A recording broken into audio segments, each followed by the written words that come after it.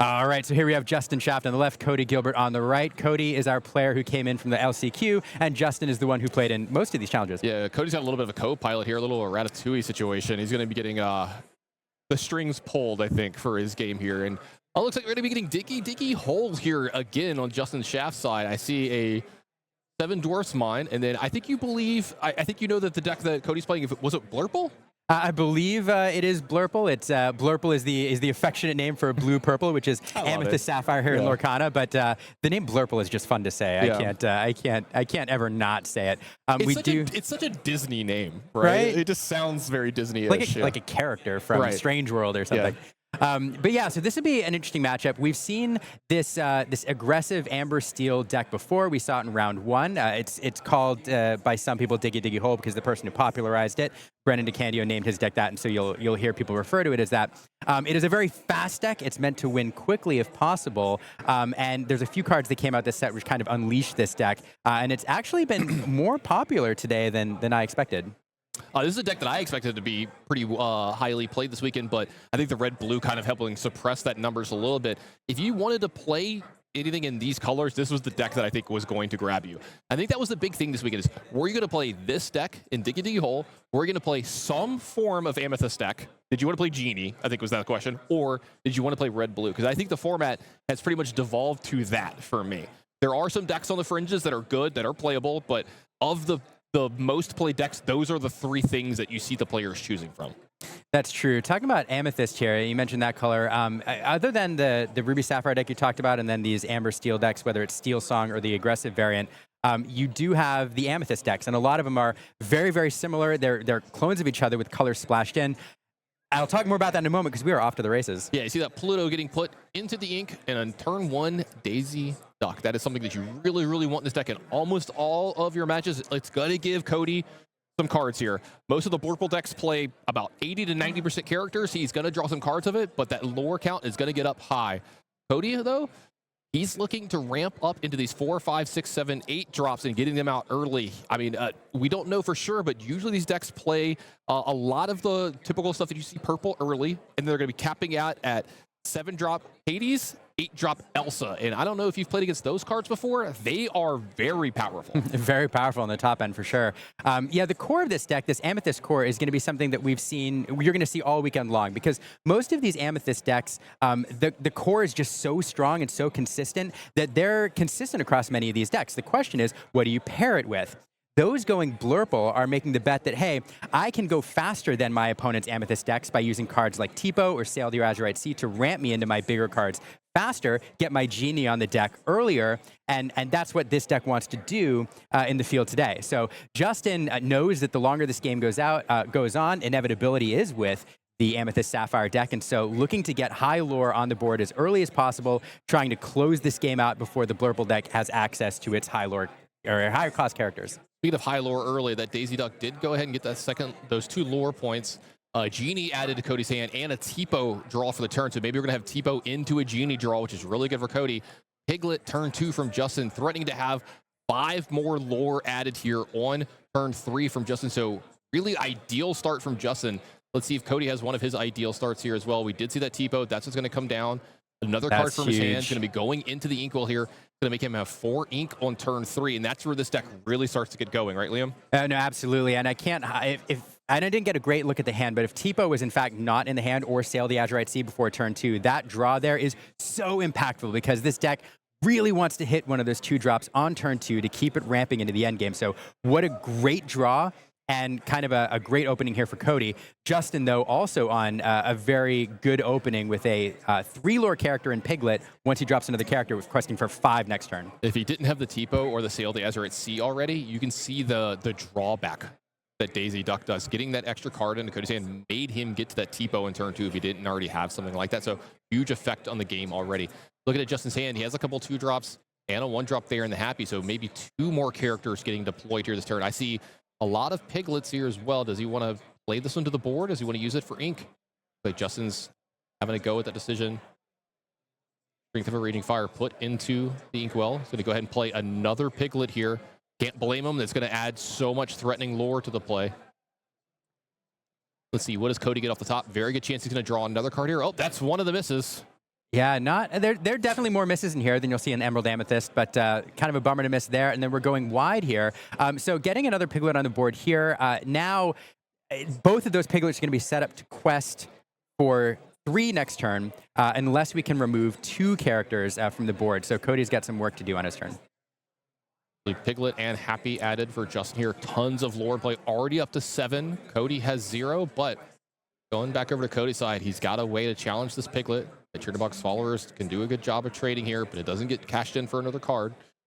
It does, however, deny the Piglet to Justin here, as we get a good view of these players. Yeah, this really strong opening here from Justin. There's other 3 drops here where you can go higher lore. You can do things like Lawrence, and there's other things you can do. But in this scenario, going wide forces Cody to have numerous answers to shut off these piglets because they're so strong. Yeah, great point here, because a really ideal thing from Cody here is if he doesn't play a 4-drop is like maybe he has a Fox where he picks up Tebow or a Crab here on Tebow. That's huge because that's going to allow him to take out the Daisy Duck here. And then if he wants, the Chatterbox followers is also going to take out the Piglet here. Yes. So tons of lore denied from Justin here. Great turn here from Cody. This is what I like to call crab check.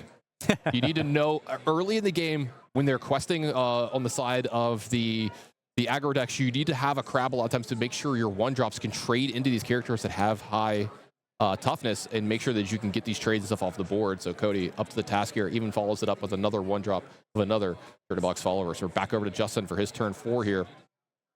Flush with characters, going to be able to use that Piglet to get extras. So it does look like a Lilo's going to get followed up here.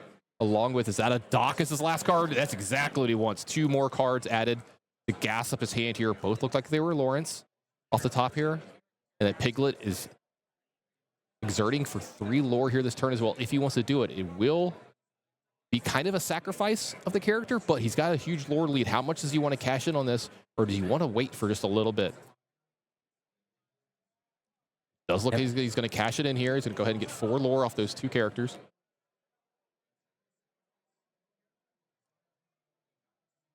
Yes, pushing himself up to 10, pushing the tempo here, taking that aggressive role still. Cody, I don't think we can ignore the impact of that last turn. Justin basically saying, hey, I'm going to run away with this game unless you have a way to not only remove one of these piglets with the Chatterbox followers, but either a Fox or a Crab as another answer. If you go and do what a lot of Amethyst deck wants to do and play the Genie on turn 4 and draw a card, you're going to leave me with a pretty wide board and a lot of lore. And so Cody having the answer there, a pivotal turn. That's actually a really good point, too. The fact that we were going into a 4-ink turn for Cody, and he made it to where he's like, hey, you need a Crab or a Rush character. Those cost 3. So if Cody didn't have another 1-drop there, then his turn was going to be a little inefficient on the ink as well. So Justin kind of set him up for possibly having an inefficient turn there. We do see the trade come through onto the dock there. I'm sorry, onto the Happy. Fox into the Inkwell, which sets up a 5 lore character. It is Elsa, the 5th spirit, exerting that Lilo as she comes into play. Yeah. And Elsa's really good at making sure these Lilos, if they keep coming back, it's dealt with turn after turn after turn. Really high toughest character that can trade in, and that's another trade from the Crab into the Piglet and the Lilo as well. So the forces have been decimated here for Justin. A lot of banishing going on for his characters. Well, this is going to be a challenging spot for this Amber Steel aggro deck. It wants to go fast. Unfortunately, it can burn out early once your opponent is able to gain a little bit of control of the board. Justin with a few cards in hand, he can play a Lawrence and a Cinderella this turn, establish a little bit, but Cody now with some stronger characters on board. You have the Crab, which is available to bounce perhaps, giving challenger to something else. Looking at his hand, we do have an accomplished Mystic, which can move damage counters around when it comes into play. So lots of options available for Cody on his turn to do some shenanigans and keep the board under control. So really going to be a challenge to crawl back for Justin here, I think.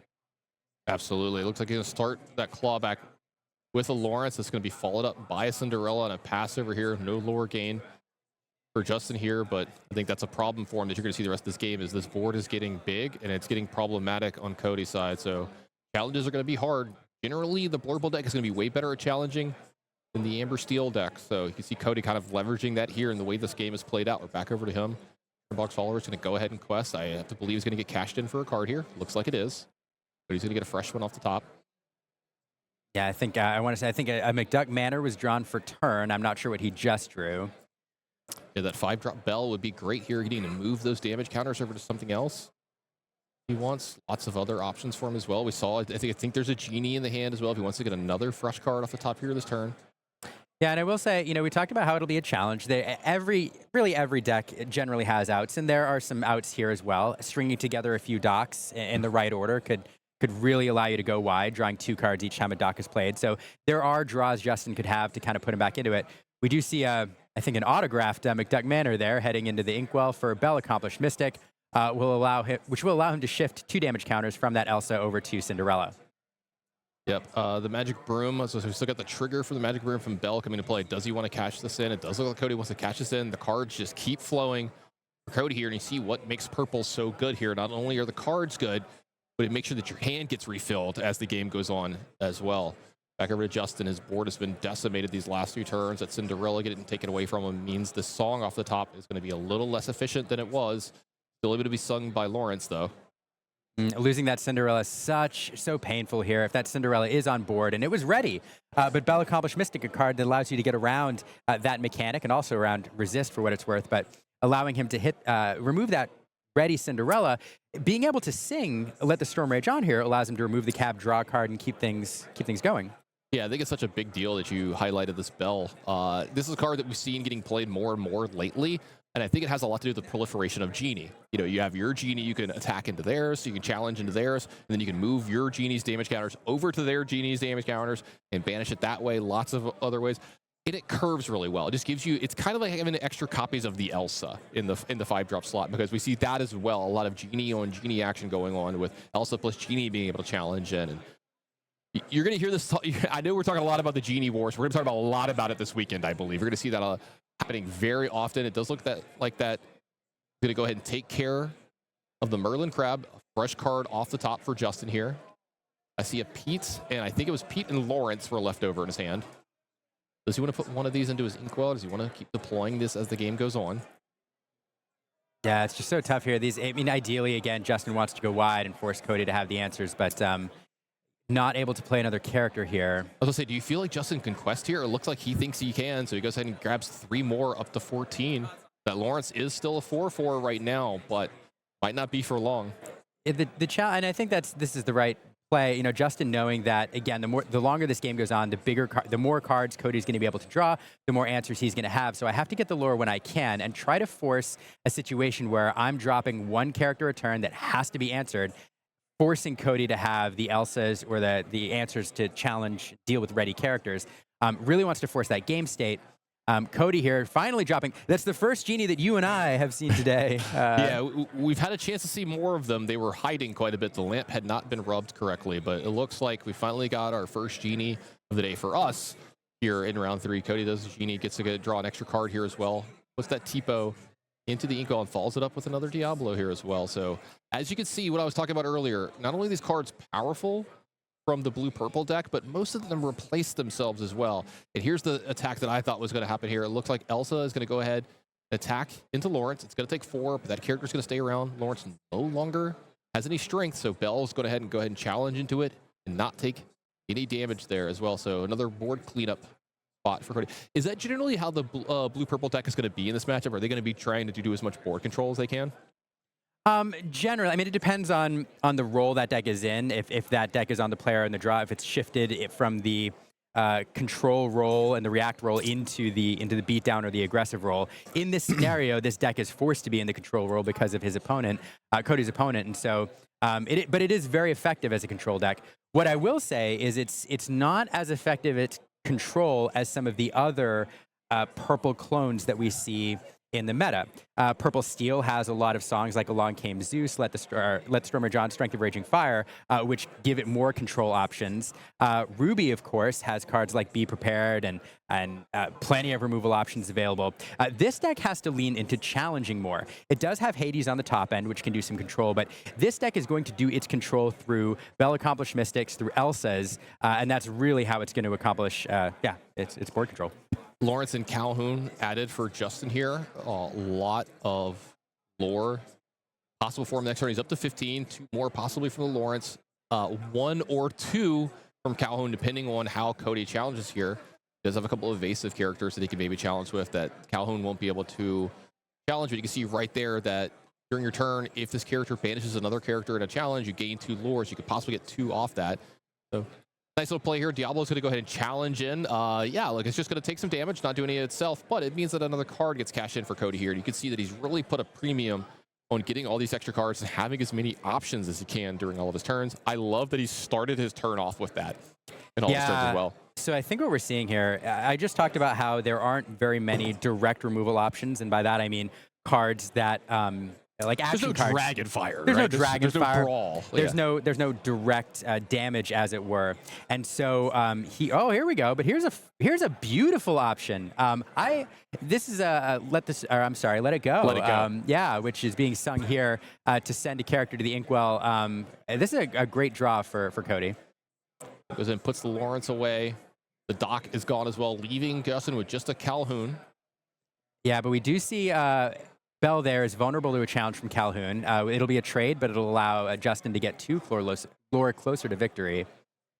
Yep, and that Lilo does come back out of the banish area as well. Cody, like you said, left over with that Bell with 1 damage on it. That looks like a prime target for this Calhoun to challenge into, since it is really the only target for it to challenge into anyway, with both of the other characters having evasive here. Fresh card off the top for Justin. Should be able to play practically any card out of his deck with that 4 ink left over. But there it is. We have Bell being removed and Calhoun gaining 2 lore for Justin, putting him 3 lore away from winning. Of course, getting that Lilo back on the board forces Cody to have to deal with that rather than devoting resources to advancing his lore. Yeah, it looks like Genie is going to be on trade mode here for the next few turns with this Lilo. It looks like a pass over from Justin here. I did not get a chance to see what the card was, but got to wonder what it is if he's not going to play it there. There's maybe a few misses. We've seen some 5, 6, and 7 drops make their way into this deck as 1-ofs or 2-ofs at times. Could be maybe a big Cinderella. We've seen that show up in spots or two. So wonder what it is left over from Justin there. We have. There are some options available, but it is probably a 5-drop. All right, Cody, let me know if you've heard this before. He's going to start his turn off by drawing an extra card here, it looks like. It looks like that's a Merlin Rabbit. Yep, for Cody here, fresh card. Amethyst is what Amethyst.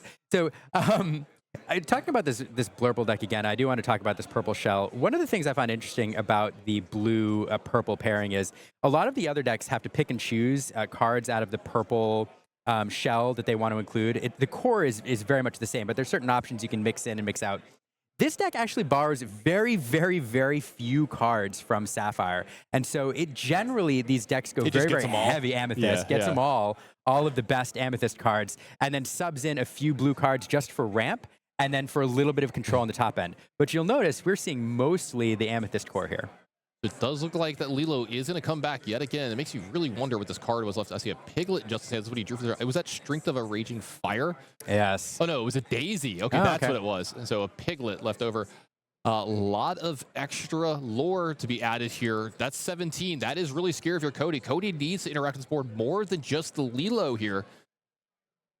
Because if another character comes off the top, I was going to say, it doesn't even need another character. That's 3 right now off the Daisy and the Piglet. So card drawn from Genie. Can he find, say, another Elsa here? Can he find... Wow. We need an Elsa. We need an Elsa. I was going to say, we don't have the exact deck list of him here, but... So another Let It Go. Another Let It Go. Suffice. Yeah, along with an inked card. Yep. Let's see, there's the ink. Goat. We have it. It's an accomplished Mystic. That will do it too, because now we can shift the damage onto the Piglet, remove the Piglet, and challenge into the Lilo. So, perfect card he needed to keep this under control. Not to mention, Cody's at 7 lore here. I believe that's what he's at. And so he's going to have to start loring up and get this game over with too as quickly as possible. So it looks like the Genie might still be on trade duty here. Oh, actually, I believe we're going to start doing it more with the Elsa because the Genie does quest for 2 here, and that's important. Yeah, it's a question. It's the Rabbit. Looks like the Rabbit. That makes more sense, actually, because you'd like the Rabbit to get taken away as early as possible, draw that extra card. Does look like this is going to be a quest for a few more here. I believe up to 10. Yeah. 11 for Cody here. All right, let's see. So we're going to... Oh, my goodness. This is a knife's edge. So 1, 2, 3, 4, 5. I'm going to do public math here. 6, 7, 8. So almost enough to win the game. If not enough to win the game on board, then it is enough with the GOAT. I think he's got 9. 9. So it is enough. It is the perfect amount to win. Speaking of perfect, the perfect top deck here for Justin. Oh my goodness. Into a Strength of a Raging Fire, into a Cinderella. He's got exactly enough left to do this. Exactly enough to remove something from the board. All right, this will be for 3. So he can take care of one of the he can take care of the genie that has damage on it here if he wants. Is that his best target? Wow. So if he takes care of the genie, that leaves over what, 2, 4, 5, 6, 7. You would go up to 18. Do you have a way to bounce the Merlin goat here is the question at that point. And do you quest with your Daisy Duck?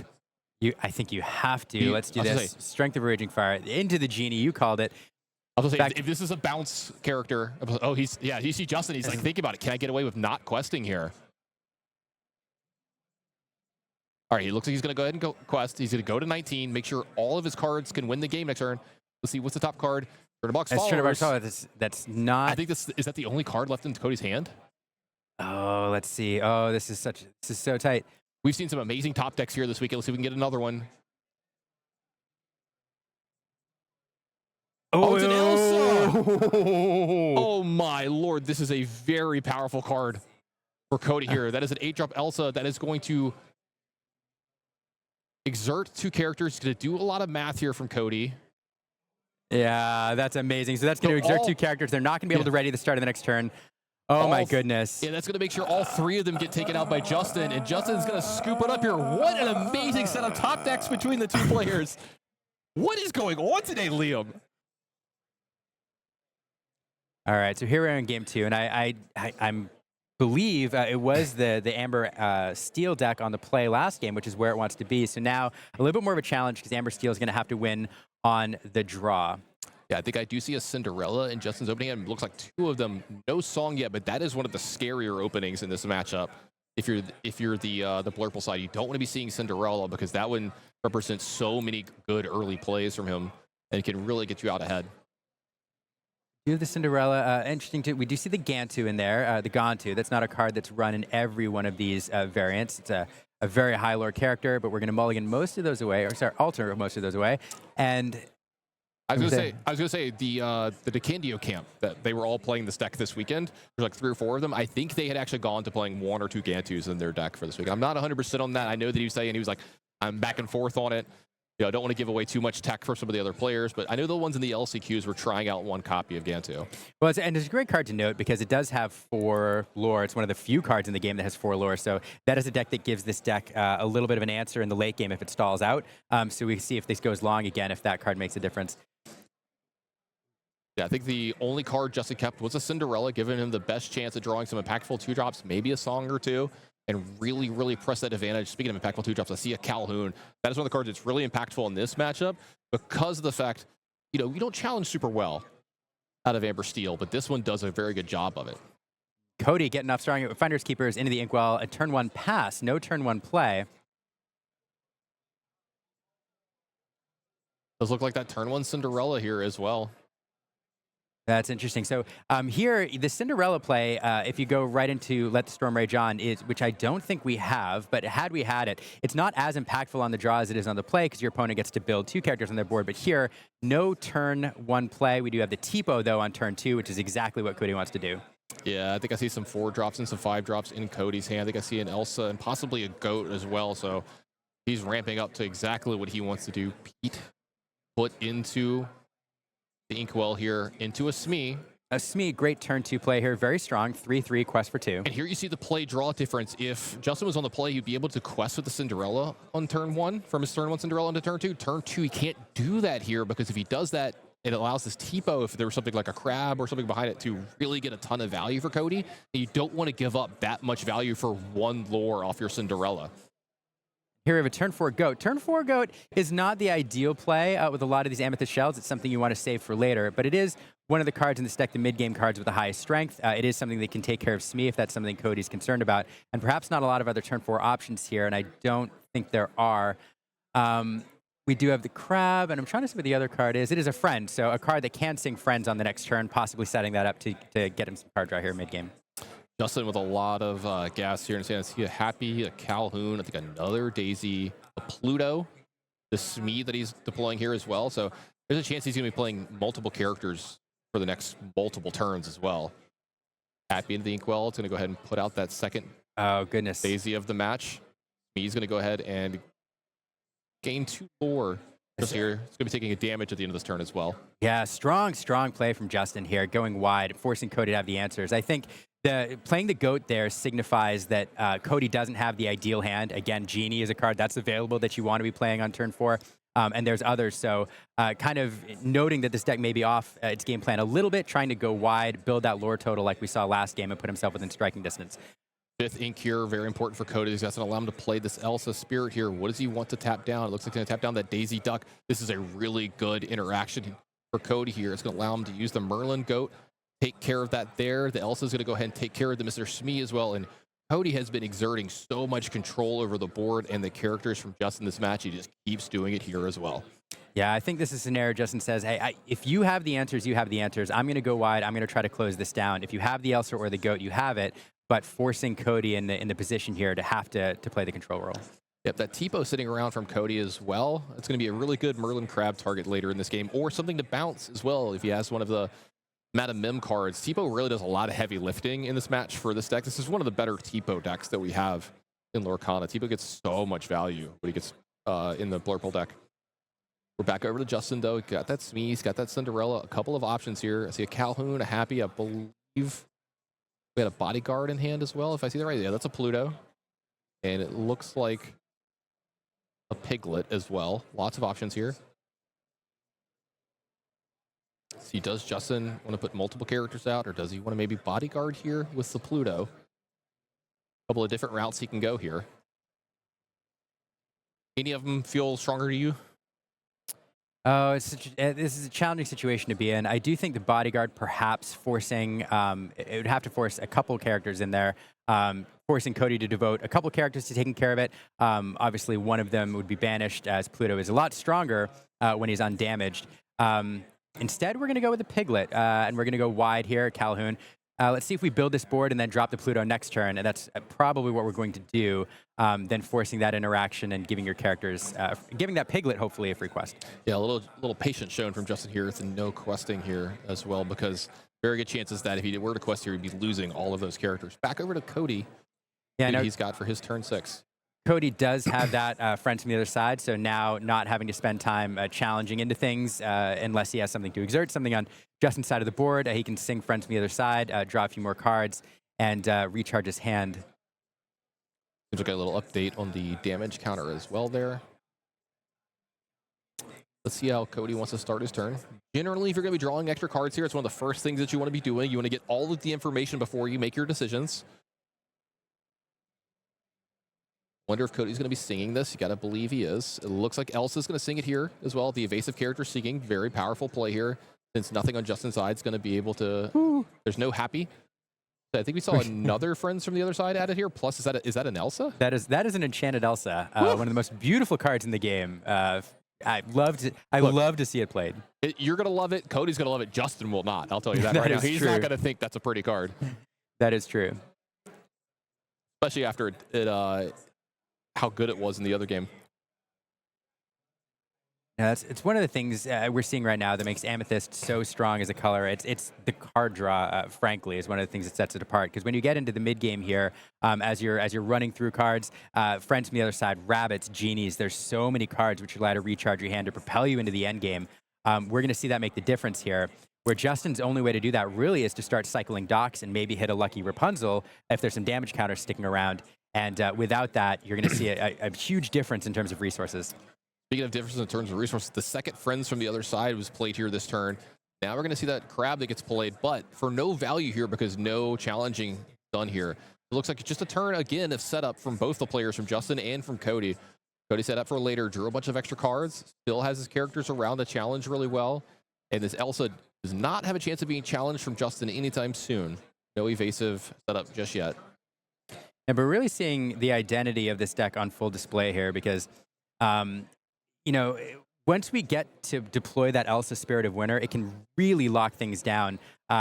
Justin needs to put some lore pressure on here. And so once Cody's able to exert two characters, they don't exert at the start of the next turn. That gives Cody plenty of time to deal with the threats. And that's exactly what this deck is trying to do.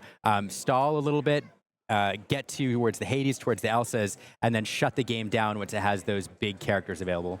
It does look like we're going to start the lore train up for Justin here. 2 off the Smee. It does look like he's going to play the Pluto, but the Pluto is not in bodyguard mode here. So Me is able to be challenged here, but we've already seen the crab come out of Cody's hand, so there's no crab to play on the depot, we hope, at least, if you're Cody's side.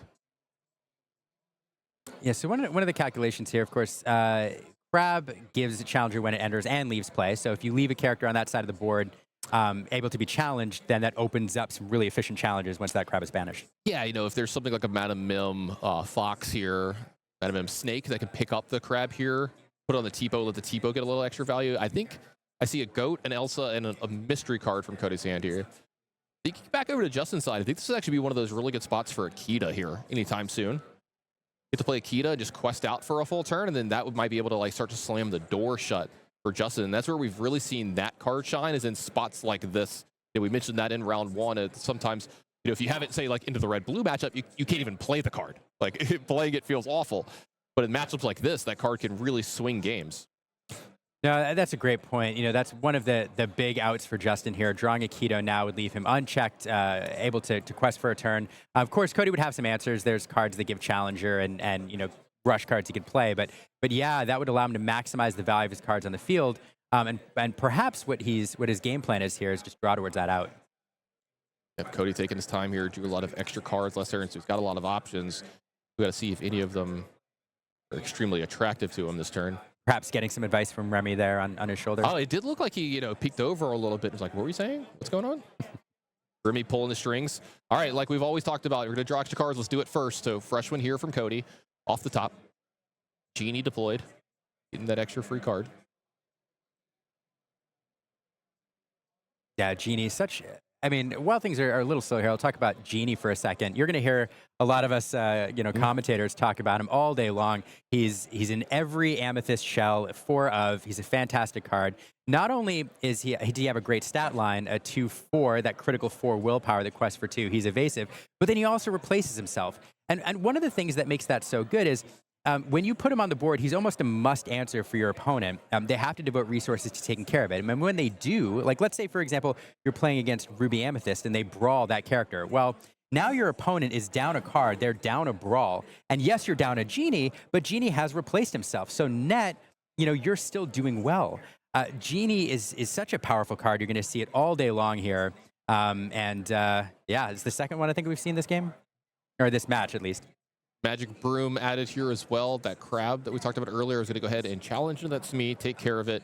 And Elsa is going to get a little bit of lore on the side of Cody here because that evasive is just so powerful. And again, Justin with no evasive characters back on his side. So back over to Justin. I think he had 1 card left over from last turn. Second card drawn here. Yep, 2 cards left in the hand. Have to see what Justin wants to do here. This game a lot slower paced than the first one. These players feeling each other out. Getting lore when they can, taking the challenges when they can. Nobody wants to make a critical mistake at this point. The game will just come crumbling down around them.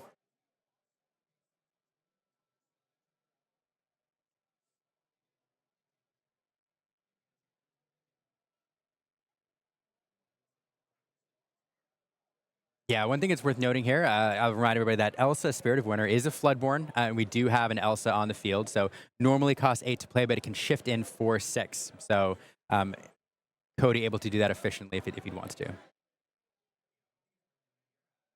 Yeah, really good point. There is the shift line available to him if he wants it. I mean, man, he might just want the second character to play here. I think he's got 7 ink here, so he has another inkable here, which... look, we're going to talk about it all weekend long. Here's another Genie. And here, you know what? The first Genie finds the second Genie a lot faster, too. So, Genie into Rabbit. And this is the kind of game Cody is wanting to play in this matchup. Now, here the Amethyst is firing on all cylinders, getting the characters it wants to in play. You have 2 Genies in play representing 4 lore. You know, Cody here able to leave characters up, quest with the Genies, close out the game. I do think Justin's plan here is likely drawing for that Kita.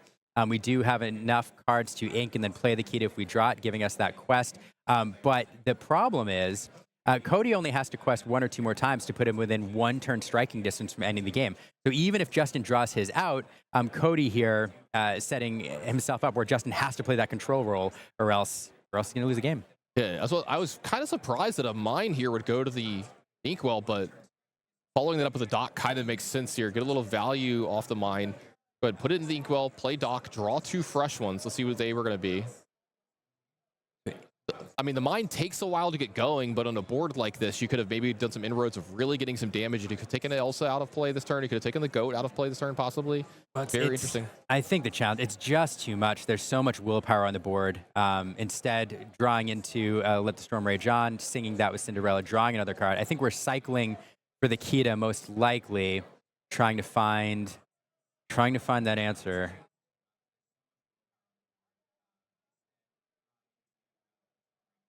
Looks like another song drawn here. Yep, a Raging Fire that's going to take care of the goat. Cody's going to go up one more lore here from the goats leaving play. Enough characters in there to take care of practically everything out of Cody's deck. It does seem like we're going to start questing. So this is 1, 2, 3, 4, 5 lore for Justin here. Now that Pluto has become exerted, though. Justin up to 9 here now. And oh, a mine left over here as well. That ended up working out well for Justin here. So mine left over. Got to get some questing in here. Does have a knight on his side of the board ready to go next turn in that dock as well. Back over to Cody here, though. Tons of ink, tons of cards, and tons of options for him here. Tons of targets to start challenging into. So now Justin's put Cody in the spot where, hey, I'm ahead now. I've got characters in play. I was patient. I've got a ton in play here. I've got a mine. You figure this out. You do the math. So as you said, plenty of resources available. We'll see. Cody able to do some math here. And unfortunately, Justin wasn't able to climb quite high enough where this put him, a character 2 away from winning. So we're going to see how Cody chooses to sequence this. I guarantee we're going to see plenty of characters banished here. But there'll probably a couple remaining. There are some high willpower cards up there. Yeah, I don't hate this play from Justin, honestly. It's forcing Cody to have to start challenge again, right? If he waits too long, Cody was going to start getting a lore lead that was going to be insurmountable with these evasive stuff. So now cards are going to start attacking him. The problem is there was a Pluto left over. So now, there was a Tipo left over. So it gets the challenge into the Pluto. Now the Pluto has less power, but he still has to get through 5 points of willpower here on this. That's going to leave a lot of his characters exerted. So Justin can get some good challenge into that if he wants. Or if the 7 Dwarfs Mine is left over, which I believe it is, unless there's some foxes going on here, that might start taking over the game from here. That's true. Fun note on the Tipo, you kept highlighting how he was sticking around. That card was used on turn 2 to gain an extra resource, and then just sat there all game waiting for its moment. But here we see, oh boy, oh my goodness, Shining, Shimmering, Splendid. It's this Enchanted Elsa card, one of the most beautiful cards in the game. Hitting the table, exerting 2 characters. Now, they're already exerted, but choosing them means they won't be able to ready at the start of the next turn. So Justin's setting those aside to indicate those are frozen until my next turn. I see what you did there. I don't know what you're talking about. Did he go ahead and pick off 2 of the better characters from Justin while locking down the Piglet and the Calhoun from being able to challenge next turn? That Calhoun was going to loom heavy for Justin here, but now it won't. Looks like, all right, we're going to do the Lilo check. No Lilo, card off the top here. 7 Dwarfs Mine still available. I didn't get a good look at that, but I thought it might have been a knight for a second. A dock would be a heck of a top deck here. I don't know if that's it, though. I got the briefest of looks. I'm not confident enough to say what I thought it was. So here we are spreading those characters out again, indicating that we've passed the turn where they can't ready. Vulnerable to challenges here this turn. And gosh, just a challenging position. A dock would have been great. But I don't know. Let's see what Justin has. Yeah, I don't know if this turn would have taken this long if it was a dock off top. For sure. I'm saying it looked like it might have been one of the dwarves to me, so maybe it's a happy. No, is that another Pluto? It's another Pluto. I was gonna say I knew it was a steel card. It looks like another Pluto. Maybe okay. So this is why it's taken a while. If he deploys the Pluto here, he cannot move anything to the mine because the mine costs 2 to move a character to that location. So hand kind of working against Justin here. Yeah, the challenge is, of course, those 2 characters that are exerted there, I bet will not be around next turn to bodyguard. So one of these scenarios, yeah, do you focus on a little bit of removal, or do you put this Pluto out and protect those 2 characters, forcing your opponent to trade, to devote some resources to banishing the Pluto? Really difficult spot here for Justin. One of the hardest decisions he's going to have to make was him drawing a 4-drop here. A 3-drop, a 2-drop, or 1-drop would have been perfect for Justin here. Would have been able to work out this turn very cleanly. Now he's got to make a decision between the 2 roads. But again, I will highlight again, just a difficult scenario, though. Even with the Pluto on the board, Cody's sitting with a card over there in the rabbit that he doesn't mind necessarily banishing and sending to the discard pile in order to gain another card. So Definitely some good trades available. This is a spot for Justin. It does look like he's going to go ahead and move over one of his characters. Yeah, you can see him double. Yeah, there we go, Pluto.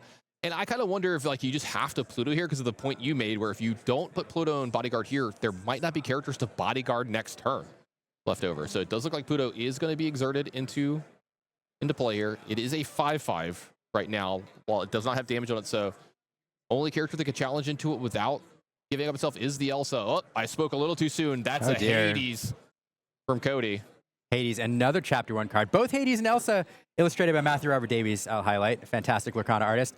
Choosing that Pluto, sending it to the Inkwell, giving him another resource, but better in the Inkwell than on the field. And this is going to be a really rough turn for Justin here. I think Cody's going to be able to clean up, if not all of it, most of the board here. Either all the characters are going, plus the mine, or the mine plus most of the characters. We'll see. Looks like we're going to go ahead and take out that Calhoun right away with the Elsa. Rabbit, I believe, probably going to go into Piglet here. Yeah, it looks like the Rabbit's going to go ahead and go into the Piglet. It's going to get an extra card here for Cody as well. Doesn't matter that we've made a play before drawing here, because I think this play was as scripted out as it could be. Both of these attacks go into the Doc, so Doc is gone, taking away a Knight from Justin. So he's going to be left over with the mine. He's going to get a lore from it. Elsa's going to lore up here as well, but there are no cards in Justin's hand. And the hope of him winning this game is about the same amount if it's not a Doc off the top of the deck here. Turn the box followers, the last play from Cody here. He's got a huge board with a ton of lore. Is it a Doc? Oh, and it's a Rapunzel. Oh, a beautiful Rapunzel, but a Rapunzel nonetheless. A little late on that one now. He does get to move this over.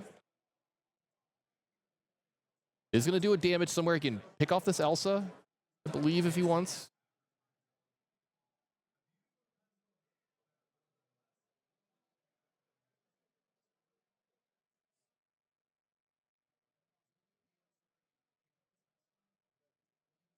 Well, here we are on Cody's side of the board. I think he's going to be able to close out the game here. I mean, nothing left to be done except close it out and the handshake.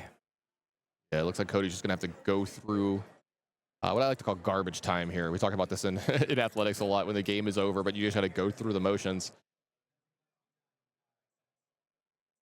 A goat getting added here, pulling up that lore a little bit closer.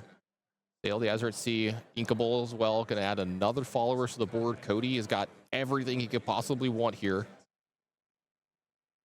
Going to be able to take out this Dwarven Mine here if he wants as well. 7 Dwarfs Mine.